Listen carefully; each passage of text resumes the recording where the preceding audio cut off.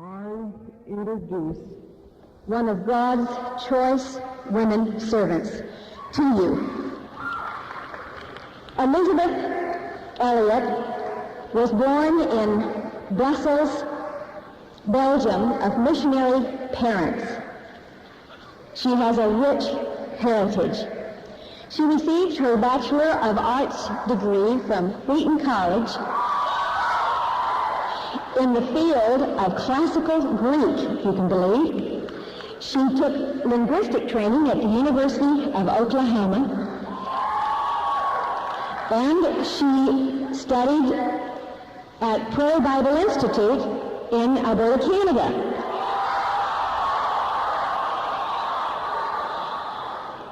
She went to Ecuador, South America, as a single missionary in 1952. She worked with Colorado Indians of the Western Jungle, reducing their language to writing. And then in 1953, she married Jim Elliot, that was a young missionary serving the Quechua Indians. And she worked with him in language and translation of the New Testament. In 1955, there was born to this union a daughter named Valerie. In January of 1956, Jim Elliot, with 4 other men, endeavoring to present the gospel to the Aka Indians, were speared to death.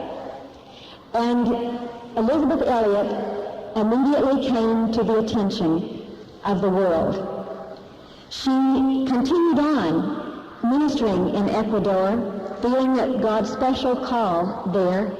And then she, with her daughter and with Rachel Saint, actually went to live with the Aka Indians and worked in producing the scriptures in their language. And then returned to her original post in 1961, and then she returned to the United States in 1963. She married Addison Leach, that was a professor at Gordon Conwell Seminary, and then he passed away in 1973. She has been a professor at Gordon Conwell, serving there from 74 to 76, and then again in 79. Now she's a writer in residence at Gordon College in Massachusetts, and she is married to a very wonderful man, Lars Green. She has 16 books to her credit, and we have some of them in our bookstore, and a couple that particularly you might be interested in, The Shadow of the Almighty. But the one I particularly want to share with you tonight has been produced for this conference. It's just off the press, called Passion and Purity. It's a fabulous book. As I have looked at the table of contents, it was just put in my hand. That's how fresh it is for this conference. But to read you just a little bit about her purpose in writing it, the framework of the book is the story of 5.5 years of loving one man, Jim, and of learning the disciplines of longing, loneliness, uncertainty, hope, trust, and unconditional commitment to Christ. A commitment which required that regardless of what passion we might feel, we must be pure. Ruth Graham has written the introduction, and she says, so amid today's too crooked thinking, Elisabeth Elliot Gwynn has come up with a straight stick, and a beautiful, unforgettable one at that. It's great for both men and women, a bonus book in the bookstore, just off the press, early for you. I present to you now Elisabeth Elliot.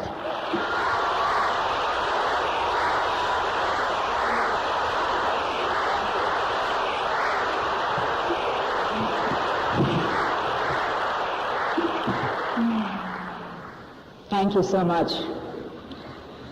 On Wednesday night, Dr. Graham told us how he had revised his image, having seen Bill Bright on the screen and realizing that he was going to have to measure up to that standard. He changed his outfit, and I thought he looked pretty striking myself. But I have to confess that when I saw that giant screen and realized that my face would be projected in jumbo dimensions with jumbo wrinkles and giant flaws, I was reminded of the old woman whose photograph, according to her friends, didn't do her justice. This screen does us justice right now, but as the old woman said, it's not justice I need, it's mercy. I want to say that I remember that there are about 4,000 of you in the auditorium, not here in this room tonight. I know you're there. I wish I could see you all. I really can't see very many of you because of the lights in my face.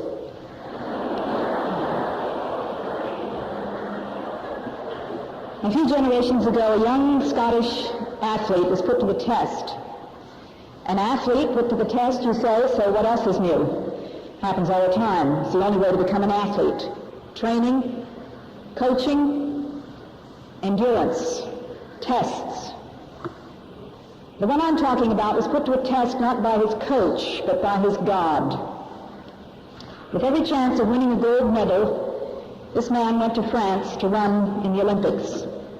The test came the minute he got off the boat. Somebody told him that his race was to be run on Sunday. You know who I'm talking about. Eric Liddell. I heard somebody say that. The man in the film, Chariots of Fire. Liddell was a Scottish Presbyterian. Running a race on Sunday was to him unthinkable. Do you remember what happens next in the film?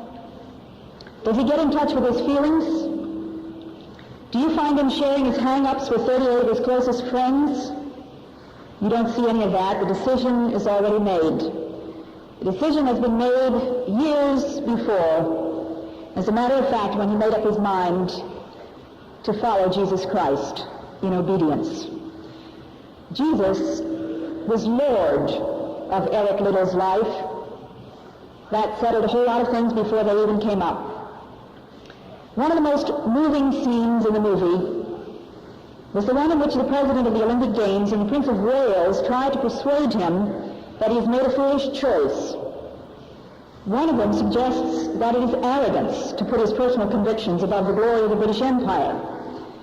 With perfect courtesy and perfect resolution, in a quiet voice, Liddell answers that the arrogance lies in the man who would seek to persuade another to act against his conscience. Liddell was a man who knew what really mattered. The price, that gold medal, was not too high for him to pay. Does anything matter that much to you? The God who put the Olympic runner to the test has been doing the same thing for a long time. Some of you might have read a book called Genesis. In chapter 22, it says this: the time came when God put Abraham to the test. Abraham he called, and Abraham replied, "Here I am." God said, "Take your son Isaac, your only son, whom you love, and go to the land of Moriah. There you shall offer him as a sacrifice on one of the hills, which I will show you." Can you imagine a command like that? What would you do? I bet I can guess you'd struggle. Everywhere I go, young people talk to me of how they're struggling with this and that. I mean, like, I'm just really struggling, just really, really struggling. Sometimes struggling is a nice word for postponed obedience. The book doesn't say a word about Abraham's feelings.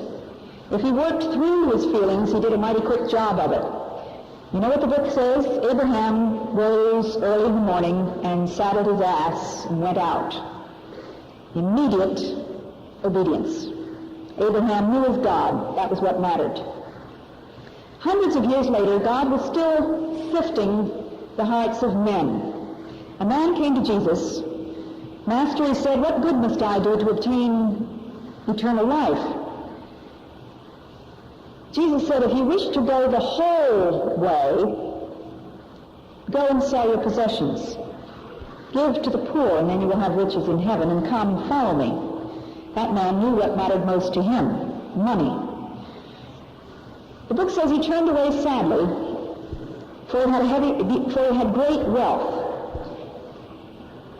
He was too rich to follow. That's what it comes down to. Do you know what really matters to you? Have you made up your mind about that? The tests are coming. I promise you they're coming. If you're anything like me, you'd like to have some idea of what the tests are going to be. I can't tell you what the specific tests will be that God will use to sift your heart. But I'm going to tell you what they've been for some 20th century Christians. But first I'll tell you what to expect in this talk. I'll tell you what I'm going to say, then I'm going to try to say it, and then I'll try to tell you what I've said. After that, I'm going to shut up. You know, they say that a speaker has 4 speeches. The one that he prepares, the one he gives, the one the audience thinks it heard, and the one that the press reports the next day, and there's not necessarily any connection at all between them. My talk tonight is about endurance. Ever heard that? Ever heard that word? 3 points. Can you remember 3? Number 1, what do you live for? Number 2, how do you get it? And number 3, is it worth it? What do you live for? How do you get it? Is it worth it? Number 1, what do you live for? Honestly now, what is it?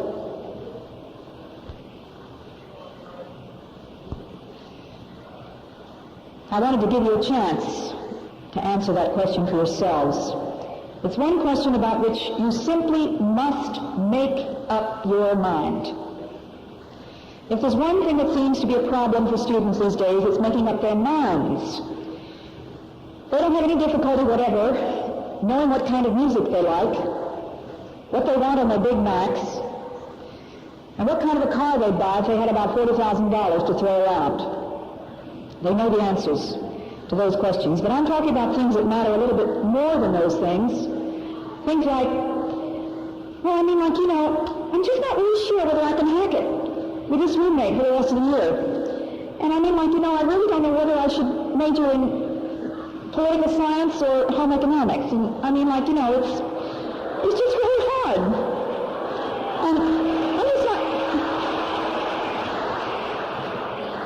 And I'm just not really sure I know what I'm going to be, and, you know, like, maybe I should switch, and I'm not sure I came to the right college, and, well, my career, you know, like, my dad wanted me to be a doctor or a lawyer or something like that, but I'm just not really sure what I want to do.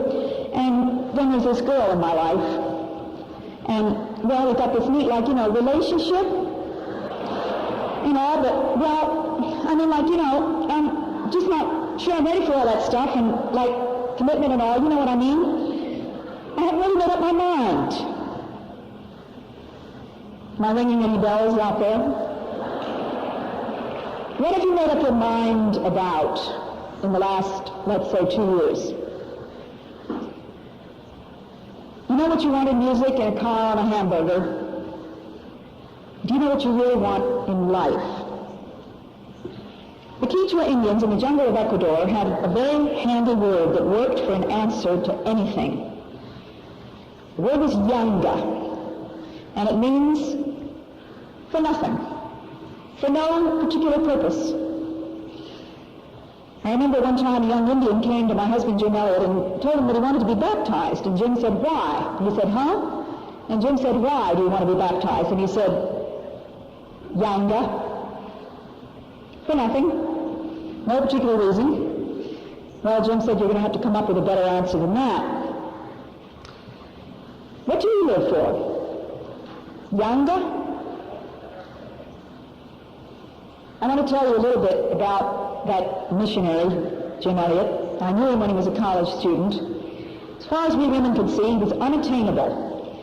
Handsome, popular, champion wrestler, president of the Foreign Missions Fellowship, honors student, campus clown, but, alas, a woman hater. That's what we thought. And incidentally, guys, if you want them to swarm around you, let them think you're unattainable. Give them something to wonder about. But we were way off. Jim Elliot was no woman hater. He had found out when he was in high school that he could spend an awful lot of time and money on girls. They were very attractive and very interesting, very expensive. And so he decided when he got to college that he would just delete them from his schedule.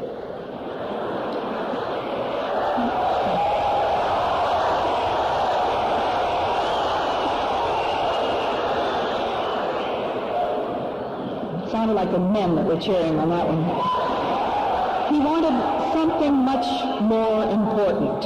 He had made up his mind that he wanted 2 degrees, a Bachelor of Arts, which the college was qualified to confer, and an AUG, which the college was not qualified to confer.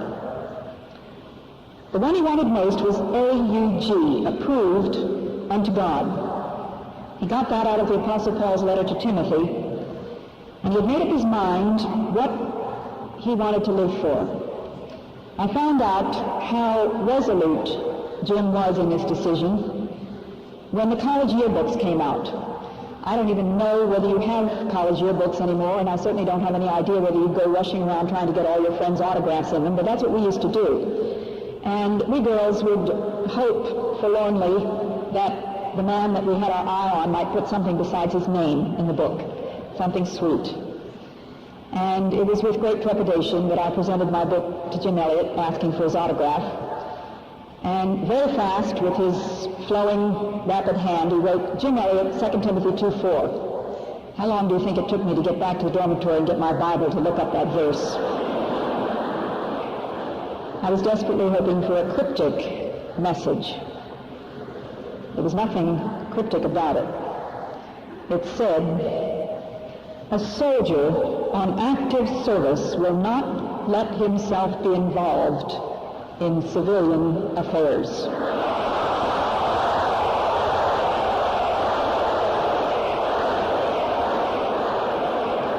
It's not the end of the verse.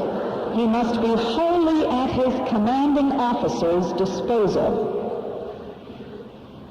Now think back to Eric Liddell. How had he gotten to be a champion runner? By putting himself at the disposal of a coach, by learning the rules, by being obedient. Obedience to a track coach is bound to involve a tremendous amount of something called endurance. This brings me to my second point. You've already forgotten the first one. It was, what do you live for? Number 2, how do you get it? Whatever it is you want, it's going to cost you something. Eric Liddell put his gold medal on the line. Abraham, his beloved son. Jim Elliot, his life, ultimately. If you want a 3.2-liter Ferrari with torsion bar suspension and Porter Venturi carburetors, it's going to cost you something. Most of you, if you had the money to buy that kind of a car, would not feel that it was a sacrifice. It would be well worth it. If it's God's will you want more than anything in the world, it's going to mean endurance. Where did I get that idea? Isn't the Christian life supposed to be happiness all the time, wonderful peace of mind, and feeling comfortable about things? Lots of good feelings and lots of good vibes. I heard a song about, I love the feeling that I get when I get together with God's wonderful people. Isn't that the way it's supposed to be? Listen to what the writer to the Hebrews says. You need endurance if you are to do God's will and attain what he has promised. You need endurance. Do you feel comfortable with that word? I don't. We like to feel comfortable about everything. Do you think those thousands of hours pounding the cinders were soothing to Eric Liddell? How relaxed do you think Abraham felt as he toiled up that mountain with his donkey and his servant and the wood to roast his son? relaxed, comfortable? Listen to what an old preacher of the 17th century named Samuel Rutherford wrote. It costs Christ and all his followers sharp showers and hot sweats ere they win to the top of the mountain. But still our soft nature would have heaven coming to our bedside when we are sleeping and lying down with us that we might go to heaven in warm clothes. But all that came there found wet feet by the way and sharp storms that did take the hide off their faces, and found to's and fro's and ups and downs and many enemies by the way. How shall we late 20th century Americans and whoever else is here, how shall we, who hardly know what the word suffering means, ever grasp this idea, so central to the gospel, that following Jesus Christ means a cross? The cross was an instrument of torture. Would you wear an electric chair and a little gold chain around your neck? It was the Roman method of execution. If you wish to go the whole way, Jesus said to the rich young man, sell everything. The whole way. Jesus put his finger instantly on the crucial point. The man's money, his possessions. Get rid of it, he said. Then follow me. Who wants to hear that? Who takes that kind of discipleship seriously? Some people do. I want to encourage you to see that it's still possible to believe that God means what he says. He expects us to trust him, and he offers us staggering rewards if only we'll endure. Let me tell you a story. Once upon a time, before you were born, there were in Ecuador a tribe of so-called savages. Not very much was known about these people. They were naked, they used stone tools, and they killed strangers. Nobody had ever gone into their territory and come out alive. Missionaries had been praying that God would enable them someday to take the gospel to these Alcas, but it had never happened. And it wasn't until 1956 that the first Operation Alca was attempted. 5 young American men banded together to do this. I want to tell you a little about who they were and how they got there. First, it was Nate Saint from Philadelphia, one of the founders of the Missionary Aviation Fellowship. He inaugurated the program of jungle flying in the eastern jungle of Ecuador.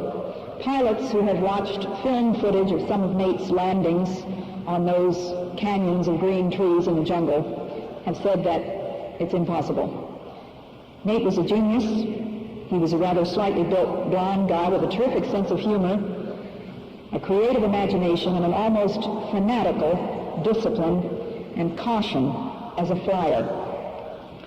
Then there was Roger Udarian, a cowboy from Montana.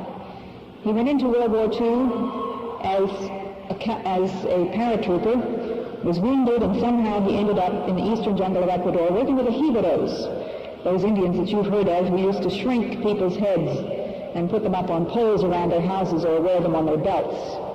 Really nice guys. The next man was Pete Fleming from Seattle, Washington, an earnest scholarly type who had a master's degree in literature and planned on an academic career. God had another plan for Pete, and Pete ended up in the jungle of Ecuador, working with the Quechua Indians, reducing their language to writing and beginning the readings of Bible translation. Ed McCully was a guy that I knew in college. And when I think back, there's hardly anybody who seemed less likely to me to become a missionary than Ed McCully. He was handsome. Good looks can open a lot of doors, but I don't think they'll get you very far on the mission field. Doesn't it seem like kind of a waste? I mean, here was this guy, 6'3", football player, track star, president of his class, and when the Hearst newspaper chain sponsored a nationwide oratorical contest, there were 20,000 entrants. Just picture everybody that's at KC 83 entering that oratorical contest. Ed McCully won first place. He was smooth. We thought he'd make a great politician. That's what he was going to be. he had charisma, and he went to law school. But God changed his mind after he got into law school, and somehow he, too, ended up in some godforsaken corner of the eastern jungle of Ecuador, again a missionary to the Quichuas. Why would a guy like that bury himself in the jungle? Couldn't he find more fruitful ways to use his gifts? All those talents that God had given him, wasn't that an awful waste? Well, yes, it was. If what matters to you is self-image, fame, money, success, terrible waste. The backwoods isn't really a very auspicious place to pursue those kinds of things. Then there was the fifth man, one I got to know pretty well. His name was Jim Elliot. I've already told you what he was after when he went to college, the AUG degree.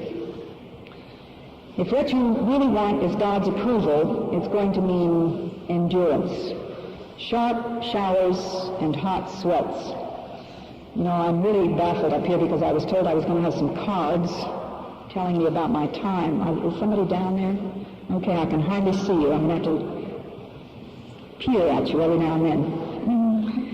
You don't just decide one Tuesday morning that you're going to be a hero of your faith. There has to be a period, a long period, maybe years, of learning to walk humbly in obedience with God. You put one foot in front of the other, one step at a time, one day at a time, year after year, beginning now when you're students. Endurance is not limited to term papers, trudging through the snow, staying up all night preparing for examinations. That certainly requires a measure of endurance. During Jim's junior year, he went through what he used to call an exercise, a wrestling with God over some issue. In this case, the issue was marriage. The Apostle Paul wrote quite a bit about the advantages of being single. He wished that everyone were, as he was, single.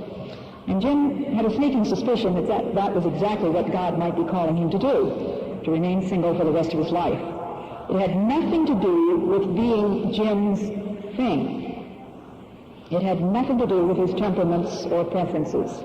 He really did like women. But his response was, okay, if that's what God wants, that's what I'm going to do. Does it sound easy? Does it sound simple? It wasn't. You can read about it in this book, Shadow of the Almighty. Diary entries from Jim Elliot telling about the struggles of his soul. He went through some agonies. But when a man says an unconditional yes to God, God is going to test the validity of his commitment. How would you expect the test to come? What kind of endurance was God going to require in this disciples' training? Remember what he said to Abraham, take your son, Isaac, offer him as a sacrifice. There's a profound spiritual principle here you need to understand if you are going to understand commitment and endurance as a follower of Jesus Christ. Your heart must be sifted. That means that some very good things must be offered to God, not just bad things forsaken. In Lilias Trotter's beautiful book, Parables of the Cross, she describes the death-life cycle of plants, which illustrates the spiritual processes that must go on in us if we are to die to self and live to God. This is what she says. The fair new petals must fall, and for no visible reason. No one seems enriched by the stripping, and the first step into the realm of giving is a like surrender, not manward but Godward, an utter yielding of our best. So long as our idea of surrender is limited to the renouncing of unlawful things, we have never grasped its true meaning. That is not worthy of the name, for no polluted thing can be offered. Did you ever see it like that? The loveliness of a flower has to go. The test for Jim Elliot was falling in love. Anything wrong with that? He was swept off his feet by love for a girl. She had been attracted to him for a long time and had been wrestling with God over the same question of singleness. And like Jim, had finally said, "Yes, Lord, if that's what you're asking, I'll do it. I'll be a single missionary." I remember that commitment very well. I was that girl. I remember Memorial Day 1948, just before I was to graduate. Jim asked me to go for a walk with him. Jim Elliot asking me to go for a walk, I nearly died. Could hardly breathe for excitement. I tell you this because I want you to know that I've been where you are. I know your feelings. "Well, Beth," Jim said, "guess we better get squared away about how we feel about each other." I nearly went through the sidewalk. Feel about each other? What gave him the idea that I had any feelings for him? I thought I'd been doing a terrific job of concealing my feelings. I wasn't just playing hard to get. I was determined to be just like Jim, impossible to get. I have to make a long story short here. You can read the details if you want to in Shadow of the Almighty and in Passion and Purity. And incidentally, somebody asked me this afternoon if Passion and Purity is for men as well as for women. And I would say no, unless you happen to be a man who has some passions or has ever had any struggles with purity. In that case, it's for you. Anyway, Jim and I went to a park, and we sat on the grass and talked for 7 hours. What were we to make of this tornado of passion we suddenly felt for each other? Did it mean that God wanted us to forget all the agonies we'd gone through over our singleness struggles and just fall into each other's arms? We had a few weeks before graduation. We took some more walks. We did some more pondering and praying alone and some more talking together. One night we wandered into a cemetery and found ourselves sitting on a convenient marble slab, trying to sort through what God was trying to tell us. I said that it really didn't make a whole lot of sense to me that to tell God that we wanted him to handle this whole thing if we intended to keep our hands on. It was going to have to be hands off, turning it entirely over to the Lord. You see, after graduation, there wasn't much chance that we were going to see each other because Jim had another year in college. He lived in Oregon. I lived in New Jersey. He was headed for South America. I thought I was headed for Africa or perhaps the South Seas. "Does it make sense to you?" I asked him. "Should we write?" He didn't say anything for a while, and then we sat there in silence, and finally he said, "You're right. It doesn't make sense.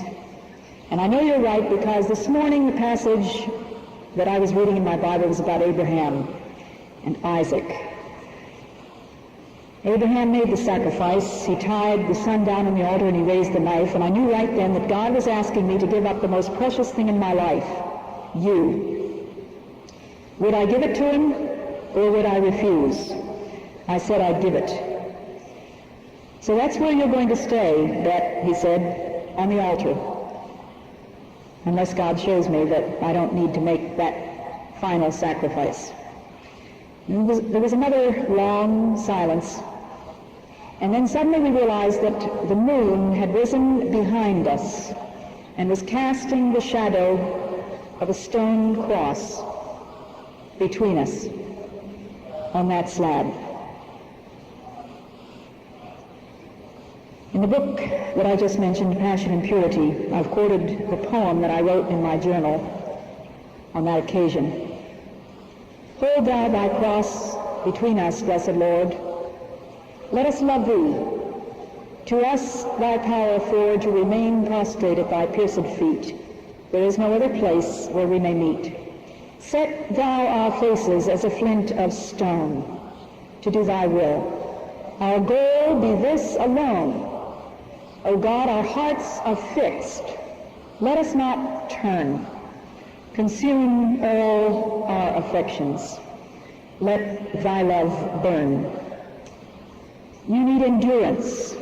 You'll have to pay a price. You'll find out about sharp storms and hot sweats. They don't always come in the form you envision when you think about the great heroes of the faith. I'm giving you just one example of the form it took for a couple of college students 36 years ago. We wanted, above everything else, the Word of God. And here is the crux of the matter. And by the way, did you know that the word crux means cross? Did you know that the word crucial comes from the same root? Until the will and the affections are brought under the authority of Christ, we have not begun to understand, let alone to accept, his lordship. The cross, as it enters the love life, will reveal the heart's truth. I'm convinced that this is the point at which many young people refuse the cross, refuse to endure hardship. The 11th chapter of Hebrews lists what we call heroes of the faith. You know the stories: Abel's sacrifice, Noah's Ark, Abraham's long journey, Sarah's late pregnancy, Moses and the bulrushes. But did you ever think about some of the mundane aspects of their heroism? Ever think about the jealousy of Cain and what it did to his brother Abel? Ever think about the scoffing of Noah's neighbors while he was building that ark on dry land? Ever think about what Noah and his family endured when they got into the boat? Think about the mewing and barking and roaring and clucking and grunting and whistling and chattering and peeping and hissing and quacking and trumpeting and growling and squeaking and snarling and mooing and braying and neighing and whinnying and howling and growling. I mean, talk about a racket. 40 days and 40 nights. Abraham endured. Jim and I waited 5.5 years before God gave us a green light to get married. We didn't go through anything like those people I've just listed, but it was a form of endurance. It was tough enough for us at the time. It was a test. Were we going to trust God during all those years of silence and separation and uncertainty? Mind you, we had no commitment to each other. I haven't time to tell you the rest of the story. I want to say this much, that on our wedding day, the Lord gave us a verse from Isaiah. This is our God. We have waited for him. It was worth it. That brings me to the last point. Is it worth it? One day in October of 1955, Nate Saint flew into our station to tell us that he had discovered some Alka houses. Within a very short time, Ed McCulley, that politician from Wisconsin, Jim Elliot from Oregon, and Nate Saint instituted a program of dropping gifts to those Indians with the hope that they would be able to break down their hostility and prepare the way for an attempt to reach them.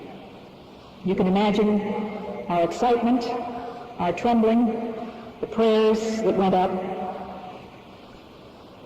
And on the evening in January of 1956, just before these men left to go in to the edge of Alka territory, by this time they had been joined by Roger Udarian and Pete Fleming, they sang together that hymn, "We rest on thee, our shield and our defender." A week later, they were all speared to death. Why?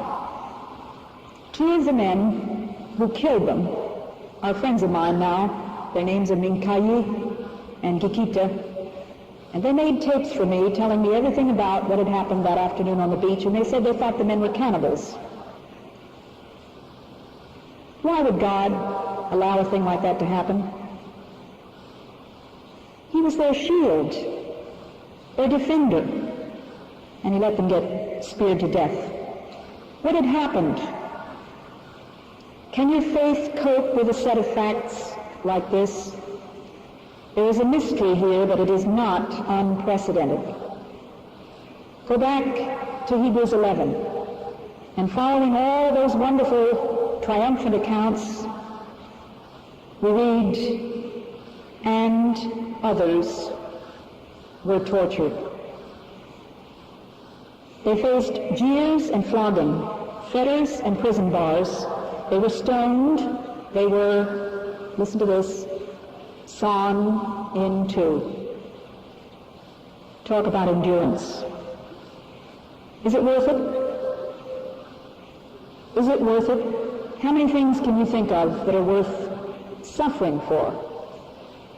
We lived across the street from a high school, and I couldn't believe the forms of torture that those high school kids would go through in order to play football, just throwing themselves at those padded steel teeth, jumping in and out of rubber tires and going face down into the mud. For what?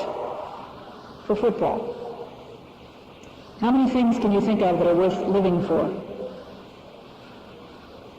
I want you to listen, ladies and gentlemen, young men, young women.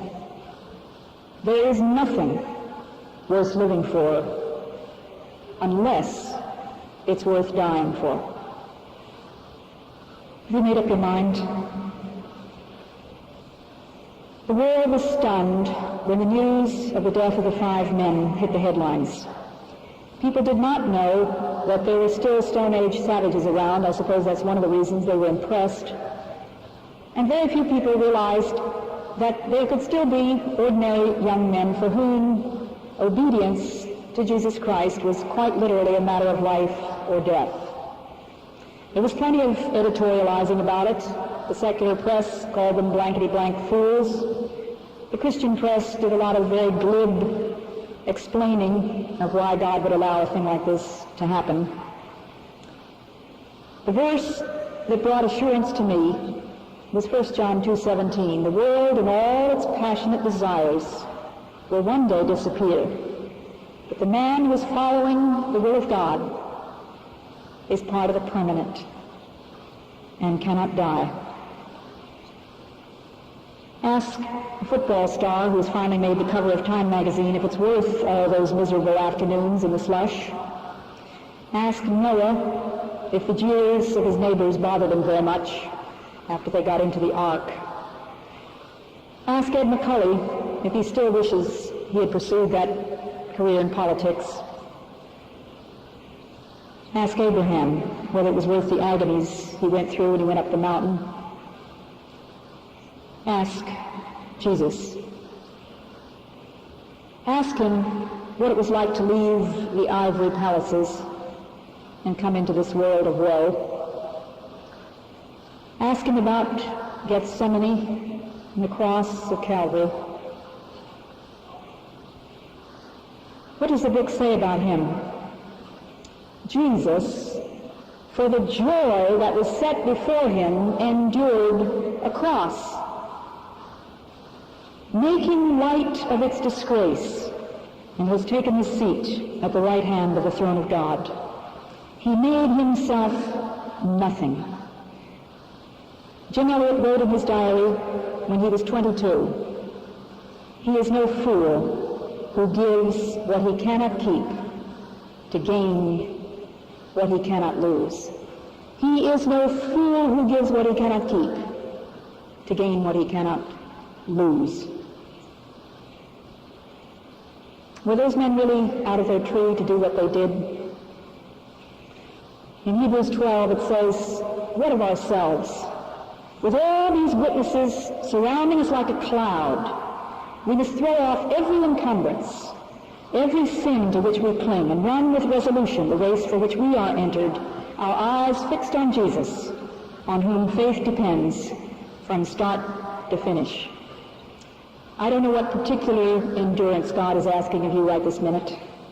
Perhaps it's in your love life, in the willingness to submit your longings and to wait patiently for God's best for you, to stay out of bed. God is saying, "I have something infinitely better for you than you can imagine.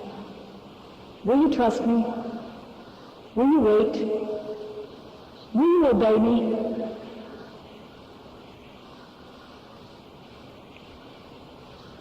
I promised you that I'd tell you what I was going to say, and then I would try to say it, and then I'd tell you what I've said.